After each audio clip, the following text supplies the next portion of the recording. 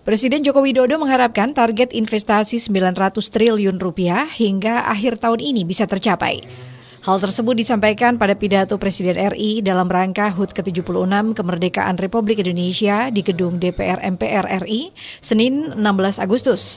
Pada periode Januari sampai Juni 2021, realisasi investasi Indonesia tidak termasuk sektor hulu migas dan jasa keuangan sedikitnya 442,8 triliun rupiah dengan 11 rincian 51,5% di luar Jawa dan 48,5% di Jawa.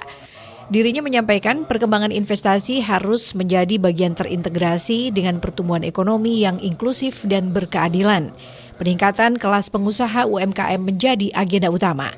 Berbagai kemudahan menurutnya disiapkan untuk menumbuhkan UMKM, termasuk kemitraan strategis dengan perusahaan besar, agar cepat masuk dalam rantai pasok global.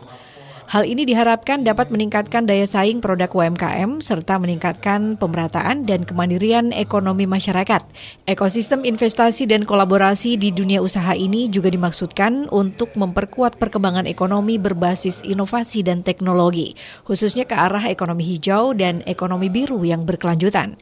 Konsolidasi kekuatan riset nasional menurutnya terus diupayakan agar sejalan dengan agenda pembangunan nasional.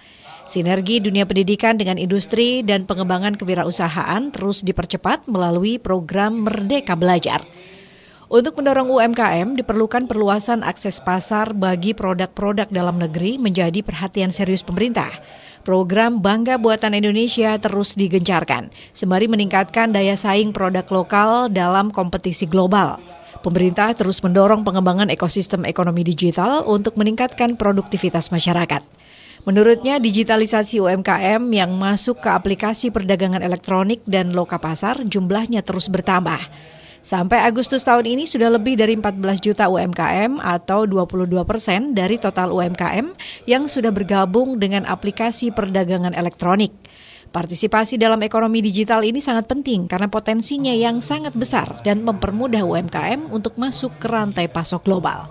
Penambahan investasi di bulan-bulan depan kita harapkan bisa memenuhi target 900 triliun rupiah serta menciptakan lapangan kerja baru dan menggerakkan perekonomian secara signifikan. Perkembangan investasi harus menjadi bagian terintegrasi dengan pertumbuhan ekonomi yang inklusif dan berkeadilan. Peningkatan kelas pengusaha UMKM menjadi agenda utama. Berbagai kemudahan disiapkan untuk menumbuhkan UMKM, termasuk kemitraan strategis dengan perusahaan besar, agar cepat masuk dalam rantai pasok global. Presiden mengatakan pada tahun 2020 nilai transaksi perdagangan digital Indonesia mencapai lebih dari 253 triliun rupiah. Nilai ini diperkirakan akan meningkat menjadi 330,7 triliun rupiah pada 2021. Romi Soeharto, Batik TV melaporkan. Hadirin rapat paripurna yang kami hormati, mengingat rapat hari ini merupakan rapat paripurna untuk pengumuman